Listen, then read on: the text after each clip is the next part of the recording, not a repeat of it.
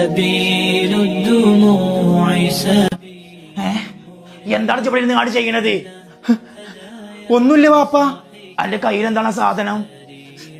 അത് പിന്നെ വാപ്പ, അത് ഈ തപ്പിപ്പൊടിക്കണ്ട. അന്റെ താഴെ എനിക്ക് 2 പെൺമക്കളാണ്. ഓൽക്കോലിക്കാക്കായെ അന്ന ജീവനാണ്.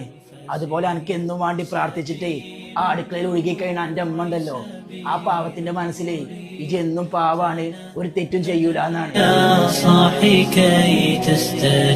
ഇതൊക്കെ വലിച്ചു കയറ്റി ആ പാവത്തിന്റെ വിശ്വാസത്തെയും ഞങ്ങളെ പ്രതീക്ഷകളിൽ തകർത്ത് സ്വയം നശിച്ച് ഞങ്ങളെയും കൂടി നശിപ്പിക്കാനാണ് എന്റെ ആഗ്രഹമെങ്കിൽ ഒരിക്കലും അത് ചെയ്യരുത്.